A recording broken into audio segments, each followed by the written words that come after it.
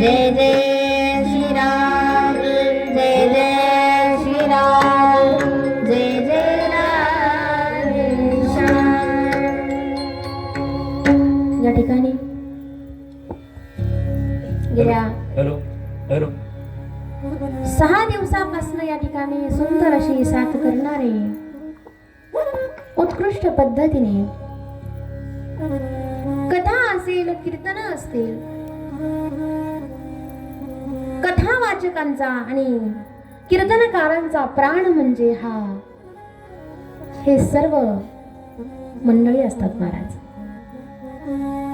सिंत वादक असतील, तबला वादक असतील, पखवाज वादक असतील, नवे नवे मागे गाणारे सुद्धा कथा कीर्तनकारांचे काय असतात, प्राण असतो.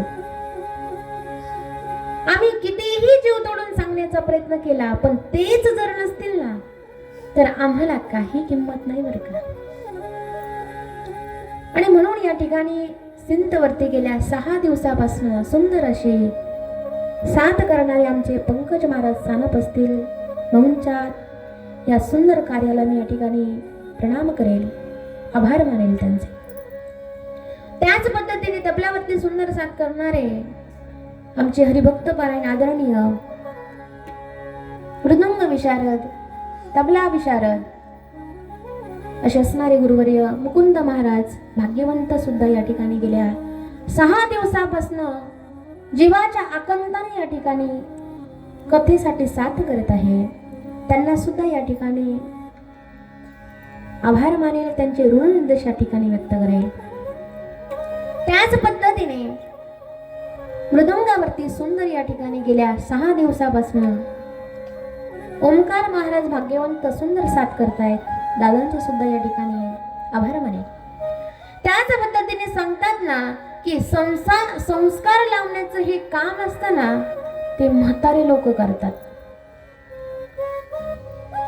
वृद्ध व्यक्ती करतात. आणि घरामध्ये जर एखादी वृद्ध व्यक्ती असेल ना ती नेहमी प्रत्येक कार्याला टोकत असते बरं का, असं नको करू, तसं कर, तसं नको करू, असं कर. आपल्याला असं वाटतं हे का असं करत असते, पण त्यांच्याही सांगण्याच्या मागे काही ना काही चांगलाच त्या ठिकाणी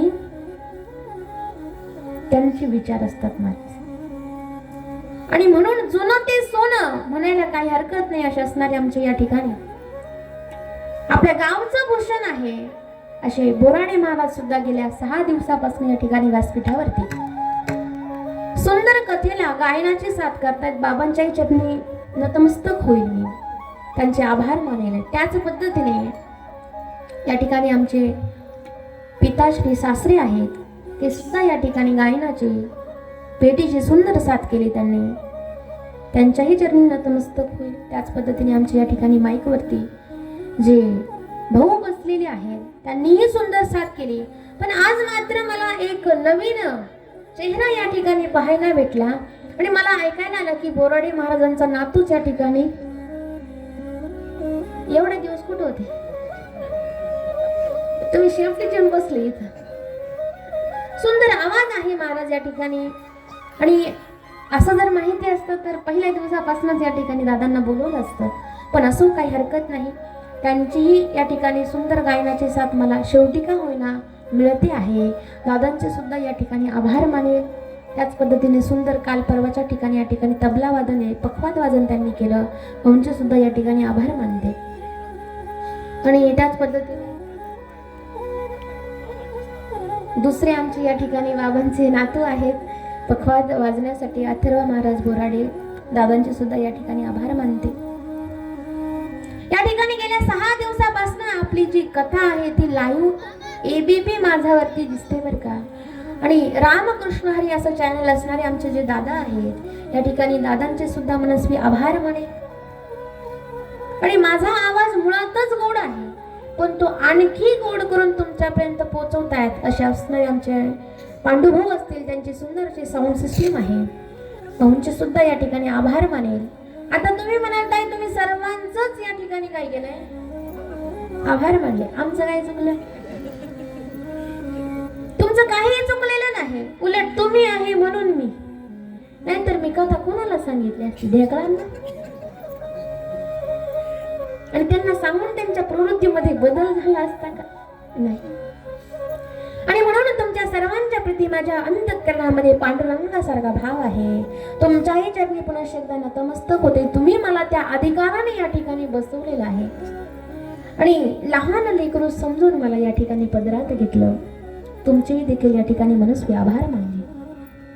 आणि या ठिकाणी कथेला पुढे नेत असताना आपण बघतोय सुदामजी त्या ठिकाणी द्वारपालाला येऊन पोहोचले. द्वारपाल ज्या ठिकाणी सैन्य उभे होते त्यांनी विचारलं, तुला कुठे जायचं आहे, कोण पाहिजे? त्यांनी सांगितलं, मला माझ्या परम मित्राला भेटायचं आहे. मित्र कोण आहे? मित्र म्हणे भगवान श्रीकृष्ण माझा मित्र आहे. असं म्हटल्यानंतर त्या ठिकाणी द्वारपाल हसू लागले. त्यांना असं वाटलं, हा गरीब ब्राह्मण आमची चेष्टा करतोय की काय? हगलावून लावलेला आहे, इथे थांबू नका. काय मागायचं असेल दुसऱ्याच्या घराकडे जाऊन मागा. तसं नाही, मला काही मागण्याची इच्छा नाही. मला फक्त माझ्या परम मित्राला भेटण्याची इच्छा आहे. मित्र म्हटल्यानंतर काय करावं? तुम्ही एकदा ही गोष्ट फक्त तुमच्या राजाला जाऊन सांगा.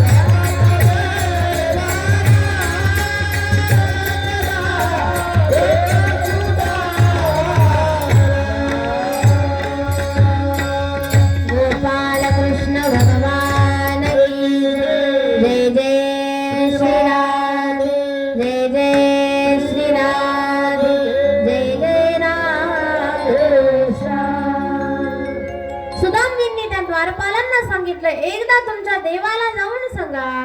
अरे द्वारपालो सुदामास दे, अरे द्वारपालो रमैयास दे, ये धर्म सुदामा अरे बाबा, ये धर्म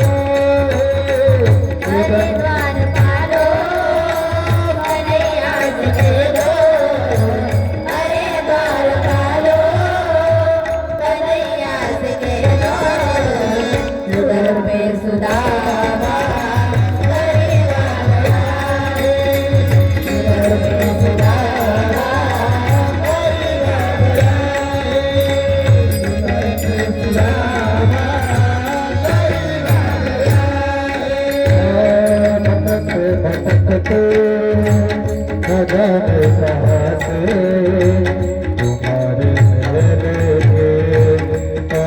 गया है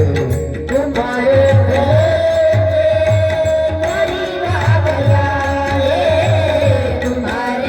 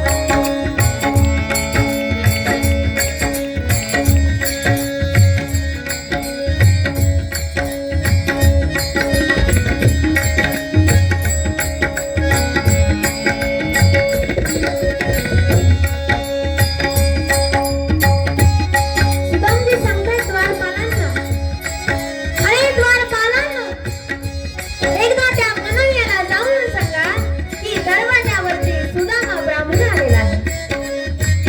आणि सांगताना माझं मात्र त्या ठिकाणी वर्णन देखील करा. शरीरावरती कपडे नाही, अंगावरती मळपटलेलं धोतर, फाटलेलं धोतर घातलेलं आहे. आणि अशा अवस्थेमध्ये हा सुदामजी त्या ठिकाणी भगवंताला भेटण्याची इच्छा त्या ठिकाणी द्वारपालांना सांगितली.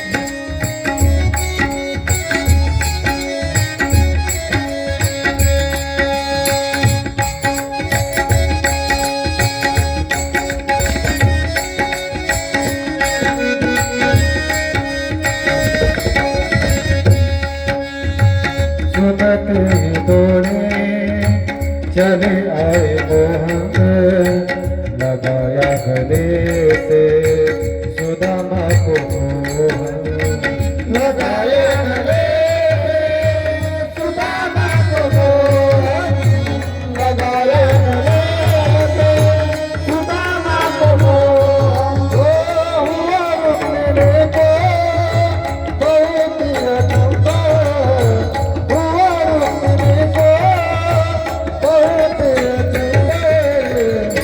मेहमान के साथ मेहमान के साथ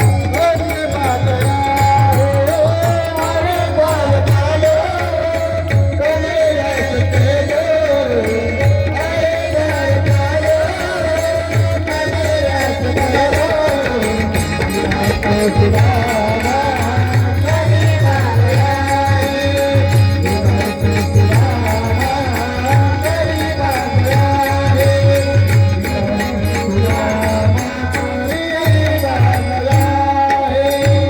गोपाल कृष्ण भगवान की जय.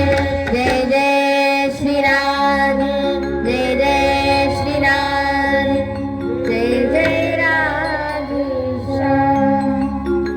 आणि त्या ठिकाणी द्वारपालजी भगवंताकडे आलेले आहे. राजवाड्यामध्ये आल्यानंतर भगवंताला सांगितलंय, द्वारावरती कोणीतरी तुम्हाला भेटण्यासाठी एक गरीब ब्राह्मण आलेला आहे.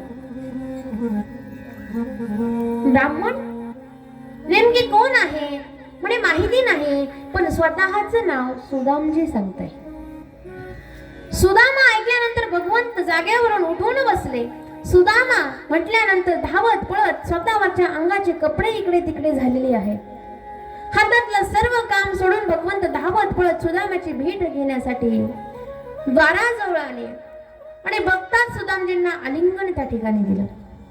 बता मेरा यार सुदामा रे बैगन दिनों में आए. बता मेरा यार सुदामा रे बैगन दिनों में आए.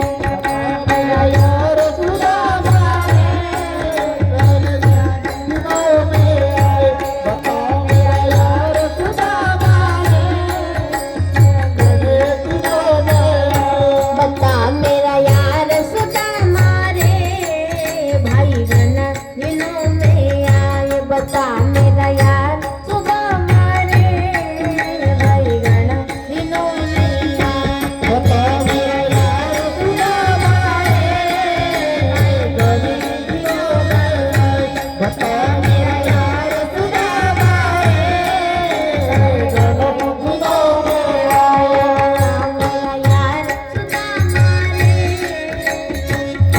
कन्हैयाजी त्या ठिकाणी सुदामजींना विचारताय, हे सुदामा एवढ्या दिवसानंतर का आले? आधी का आले नाही? बर आले ना, आता या आणि बसा. आजा बैठ जा मेरे तख्त पे. आजा बैठ जा मेरे तख्त पे. आजा बैठ जा मेरे तख्त पे. आजा बैठ जा मेरे तख्त पे. कहूँ सरकार सुदामा रे बैगन दिनों में आए. बता मेरा यार सुदामा रे बैगन दिनों में आए. बता मेरा यार सुदामा दिनों में आए. बता मेरा यार सुदामा दिनों में आए.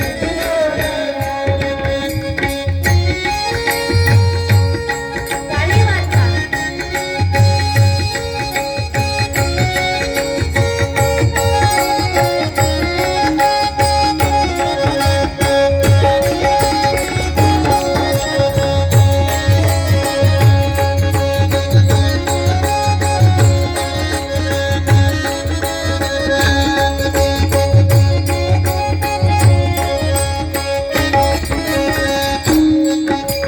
गोपाल कृष्ण भगवान जय जय श्री राम. जय जय श्री राम. जय जय राधेश्याम. आणि भगवंत त्या ठिकाणी सुदामजींना ब्रज भाषेमध्ये बोलतायत. बता मेरा यार सुदामा रे भाई घण दिनों में आए. सुदामजी, अहो तुम्ही एवढ्या दिवसानंतर का आलात? आणि का आला नाही? बरं आलात ना, चला आता राजवाड्यामध्ये घेऊन आले. भगवंत सुदामजींना त्यांच्या आसनावरती बसवलंय. भगवंत त्यांच्या चरणाजवळ बसले आणि सुदामजींची अशी दुर्दशा बघितल्यानंतर भगवंत विचार करू लागले.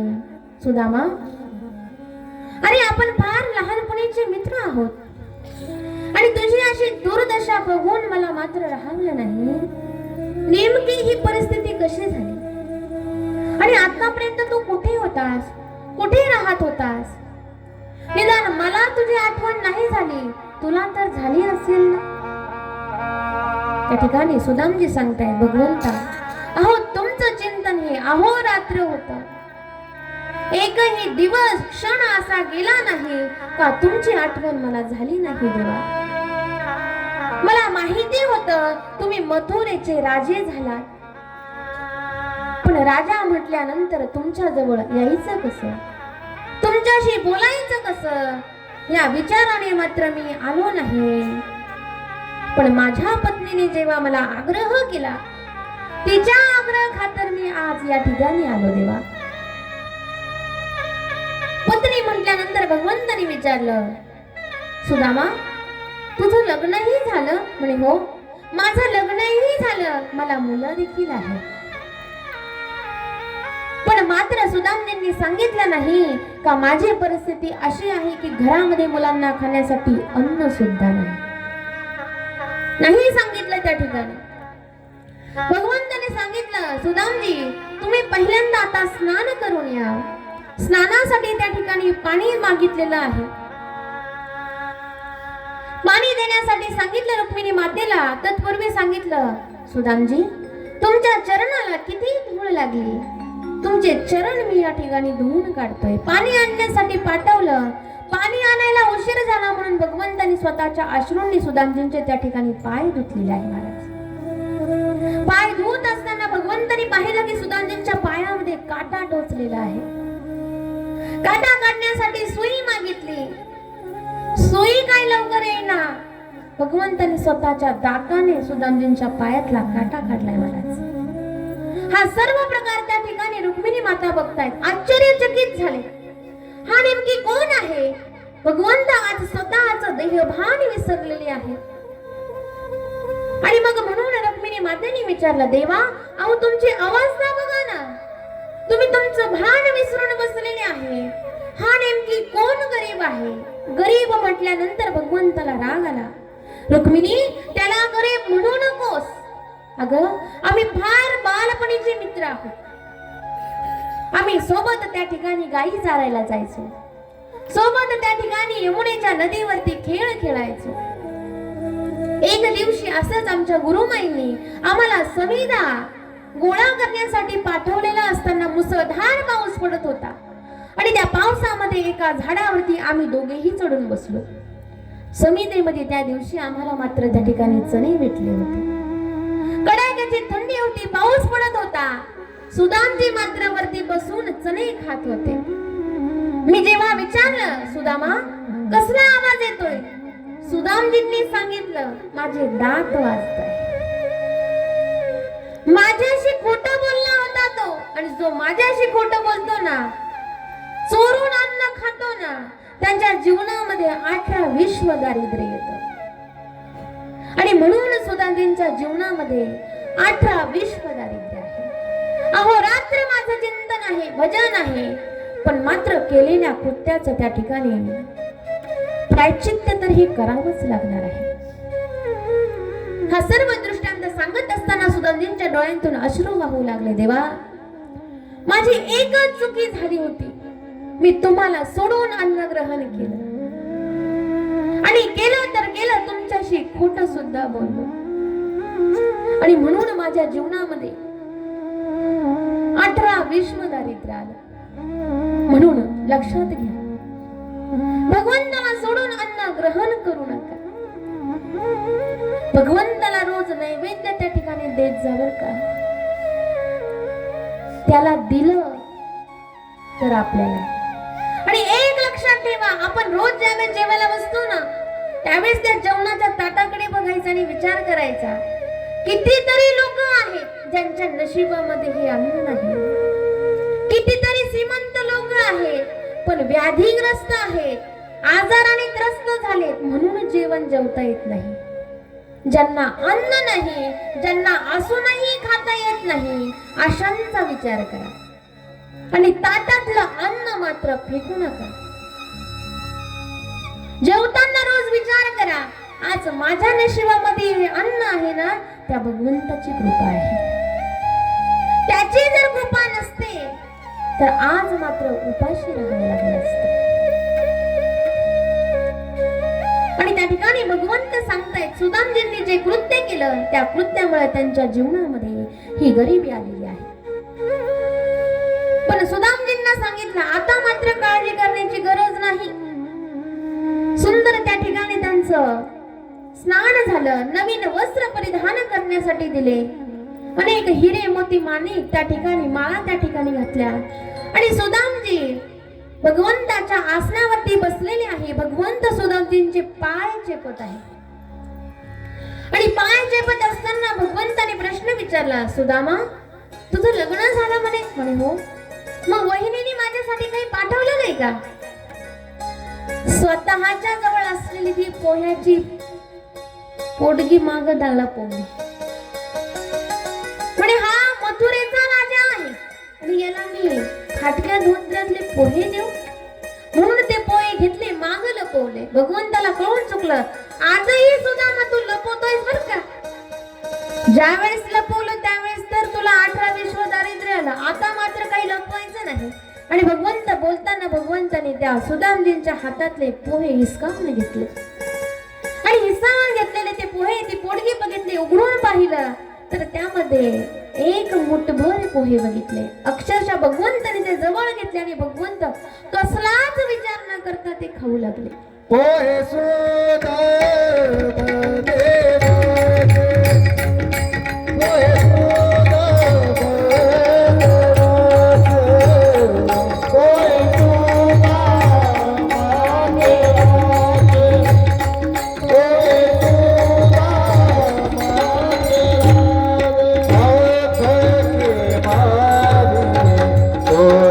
देवाचे, भगे मारी ओरडते, थोर प्रेम साबू केला, थोर प्रेम साबू केला,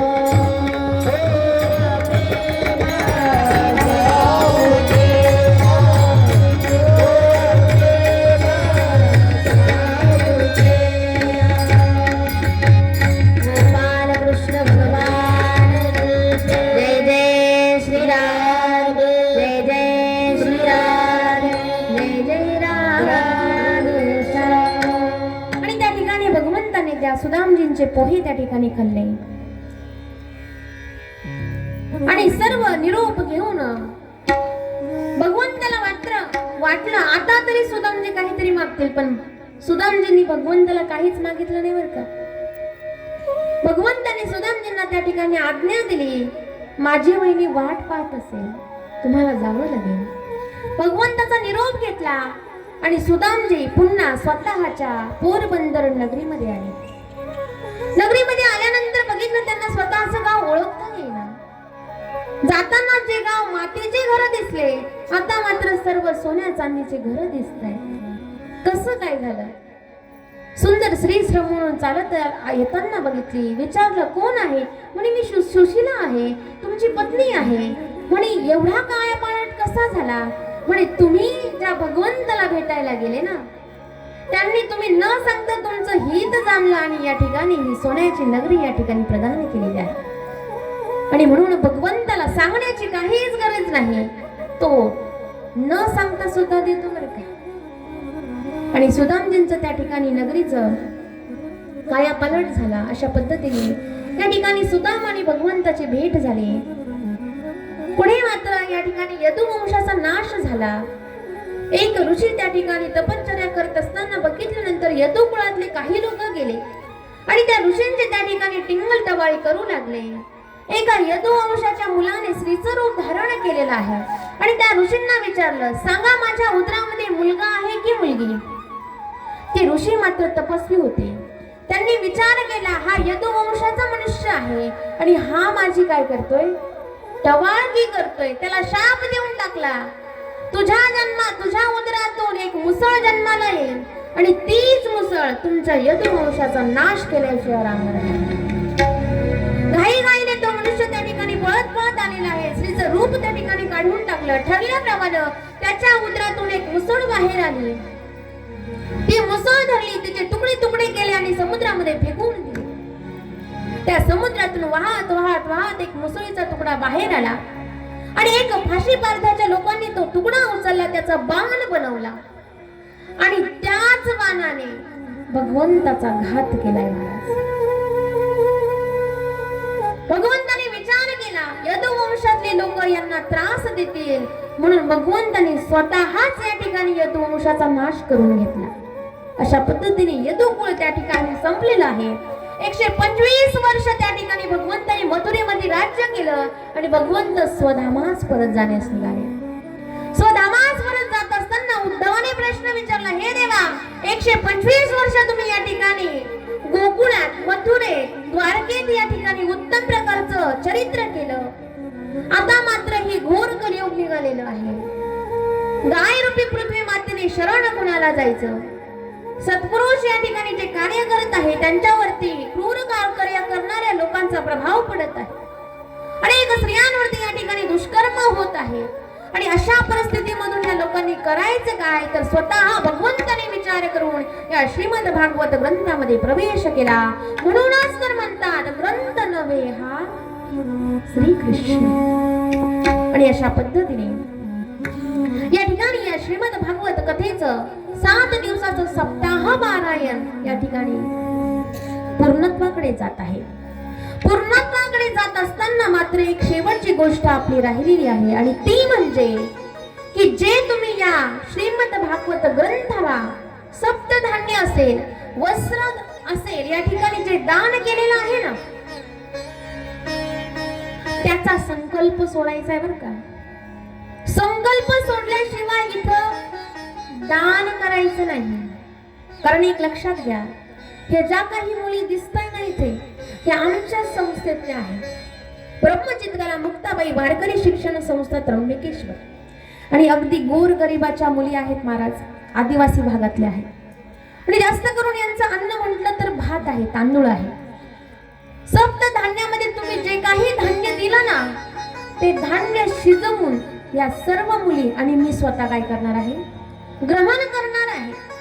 खरं पाहायला गेलं तर तुमच्या घरातलं हे धान्य जे आहे ना, ते अपवित्र आहे.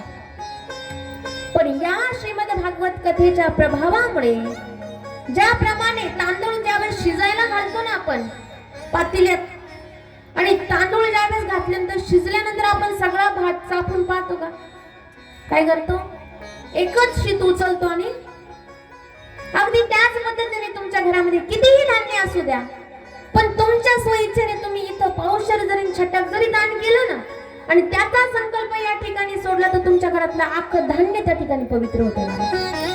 अख्खं धान्य पवित्र होतंय. आणि मग म्हणून या ठिकाणी जे दिलेलं धान्य आहे ते आम्ही स्वतः ग्रहण करणार आहोत. तुमचं अपवित्र धान्य पवित्र करण्यासाठी संकल्प सोडणं फार महत्वाचं आहे. जोपर्यंत तुमचा संकल्प सुटत नाही तोपर्यंत हे धान्य मी स्वतः घरी घेऊन जाऊ शकत नाही. तुमचं वस्त्र असू द्या, धान्य असू द्या. आणि म्हणून या ठिकाणी ज्यावेळेस आज जी आपली आरती ही शेवटची आरती असेल, आरती झाल्यानंतर ज्यांनी ज्यांनी जे काही दान घेतलेलं आहे, दिलेलं आहे, ते स्वतः जवळ घेऊन पाण्याचं आचमन करून मी जे काही सांगेल ते माझ्या मागे म्हणून या ठिकाणी या ग्रंथाला दान करायचे बरं का. त्याशिवाय घरी जायचं नाही. या ठिकाणी सर्वांनी 7 दिवस मोठ्या उत्साहाने या ठिकाणी सहभागी झाला. आणि या ठिकाणी अनेक प्रकारचं सहकार्य सुद्धा इथे महाराजांना केलेलं आहे, आम्हाला केलेलं आहे. म्हणून पुनश्च एकदा तुमच्या सर्वांचे आभार मानेल. या ठिकाणी आरती होईल. आरतीनंतर महाराज जे काही महत्त्वाच्या सूचना देतील, सूचनेनंतर तुम्ही सर्व या ठिकाणी संकल्प सोडायचा आहे. मी पुन्हा एकदा सांगते बरं का. कारण लक्षात घ्या, वामन अवतारामध्ये ज्यावेळेस भगवंताने दान मागितलं ना, कुणाकडं, बळीराजाकडं 3 पावलं भूमी मागितलं होतं. बळीराजा म्हटलं दिलं काही हरकत नाही, असं नाही, दान दिलं ना तर संकल्प सोडायचा. आणि मगच काय करायचंय, संकल्प सोडल्याशिवाय दानाला महत्व नाही. आणि म्हणून या ठिकाणी आरती होईल. आरतीनंतर संकल्प सुटेल आणि सर्वांनी या ठिकाणी अन्न ग्रहण करण्यासाठी बसायचं आहे. आरतीचे यजमान जे कोणी असतील त्यांनी समोर यायचं आहे.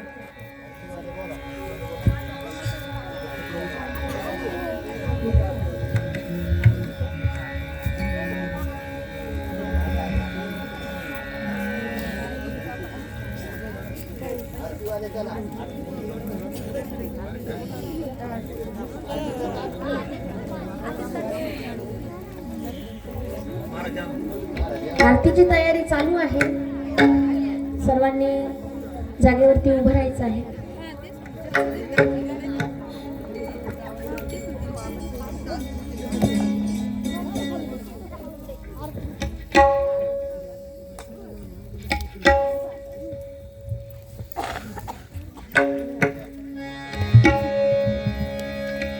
सुख करता दुख हरता जय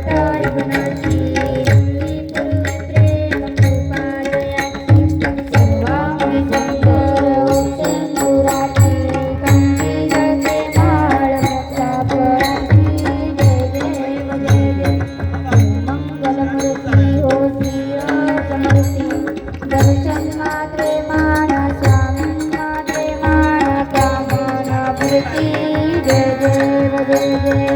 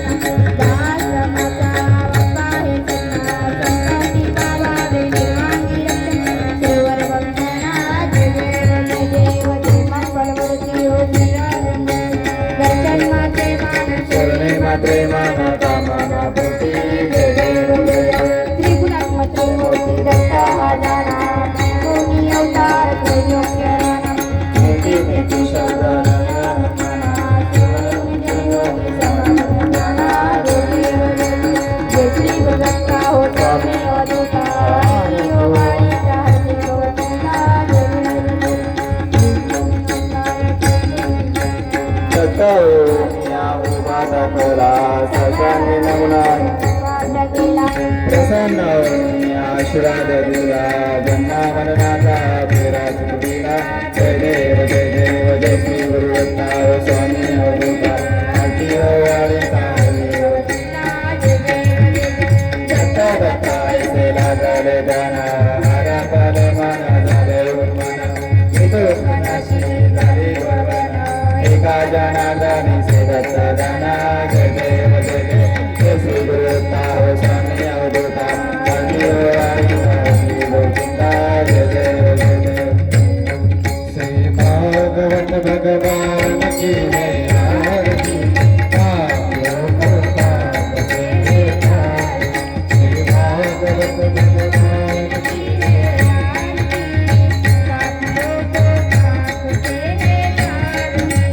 अमर ग्रंथ ये बुद्धि पंथ ये पंचम वेद निराला सब ज्योति जगाने वाला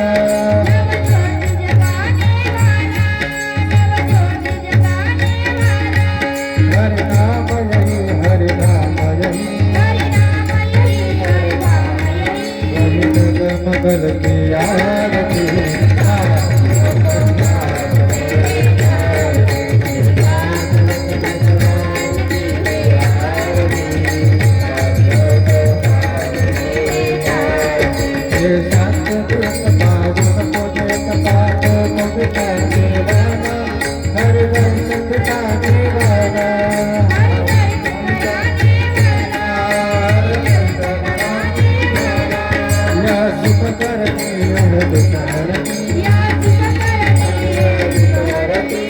मधुसूदन की आरती